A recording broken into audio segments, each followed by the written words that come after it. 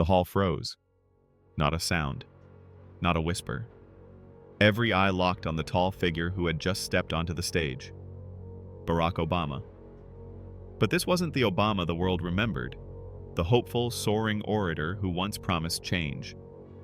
This was a man cornered, scarred by years of battle, stepping forward into a storm of whispers, doubts, and carefully planted knives. He adjusted his tie, scanning the crowd. They weren't here to listen. They were here to watch him bleed. Because months earlier, a machine had been set in motion. A smear campaign unlike anything American politics had ever seen.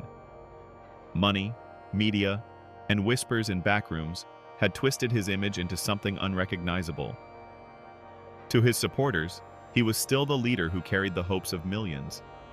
But to his enemies, he was prey. And tonight, before the cameras, before the nation, the trap was finally snapping shut. Obama's speech that night wouldn't just be words. It would be survival. Because if he stumbled, even for a second, his legacy, his career, his very name would be drowned under a tidal wave of lies. The world was about to watch a man fight not just for power, but for his very place in history. The attack didn't come in the form of bullets. It came in headlines, anonymous sources, shadowy insiders, stories whispered into the ears of hungry journalists, stories too good to fact-check. Obama tied to scandal, secret meetings exposed, doubt grows inside the White House. Night after night, the cycle spun. By morning, America would wake to another story, and another crack in the image of the man who once commanded hope. But these weren't accidents. They were designed. Behind closed doors, a small group of political operatives mapped out every strike with surgical precision. Each leak timed to maximum effect. Each headline sharpened like a blade. They knew the public's weakness: repetition. Tell a lie once, it's dismissed. Repeat it 100 times, it becomes truth. And soon, the man who had once been untouchable was now on defense. Every word, every pause, every slip of the tongue twisted into fuel for the fire. Inside the West Wing, aides whispered of betrayal, some loyal, some wavering. Obama could feel the ground shifting beneath his feet. And somewhere in that shifting silence was a question that chilled him.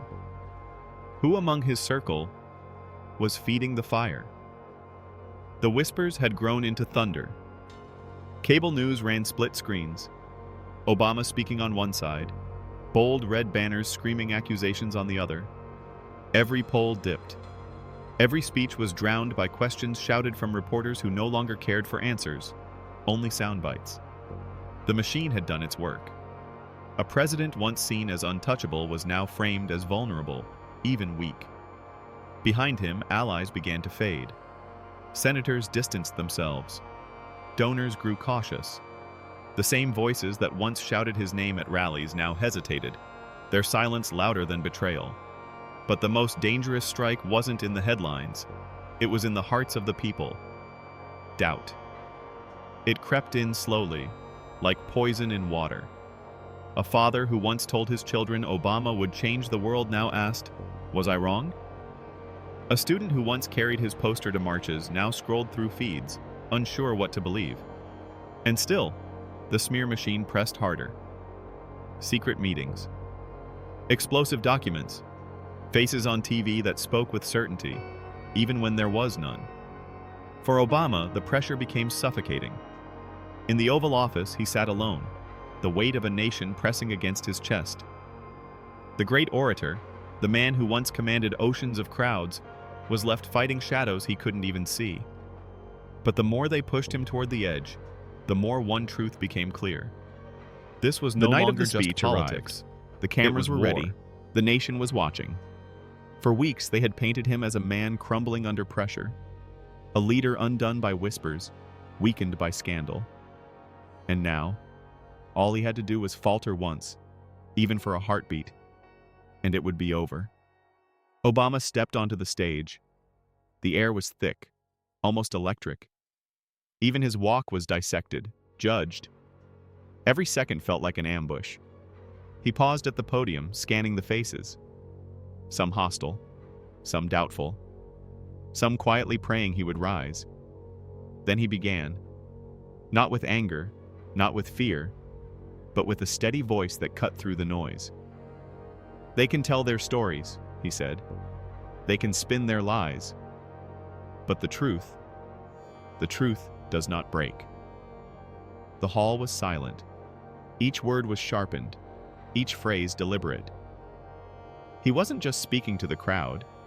He was speaking to the millions outside those walls, the millions who had been told to doubt, to give up, to turn away. With every sentence, the narrative shifted, from weakness to resilience, from prey to fighter. The man they said was finished was, in that moment, unbroken. For nearly an hour he spoke, dismantling the falsehoods not by shouting, but by standing taller than the storm. And when he finally finished, the silence shattered into thunder. Applause, cheers, chants, not staged, not forced. It was raw. It was defiance. It was the sound of a man clawing back control of his story. When the speech ended, the war didn't stop. The headlines kept coming. The whispers still lingered. The machine never slept. But something had changed. The public, tired of the endless storm, began to see the pattern. The explosive leaks that never exploded. The secret sources that never revealed. The same script, repeated again and again until it collapsed under its own weight. And for Obama, that night became a dividing line. Before the speech, he was a man under siege. After the speech, he was a fighter who had stared down the smear and refused to bend. History would remember the whispers, but it would also remember the silence he shattered. Because in politics, survival is not about avoiding the storm. It's about proving you can stand in the middle of it and not break. Years later, when the campaigns ended and the operatives disappeared back into the shadows, that moment remained. A single night when one man's words cut deeper than 1,000 headlines. And whether you agreed with him or not, whether you cheered his rise or longed for his fall, you could not deny the truth. They tried to destroy him with stories, but in the end, his story was stronger.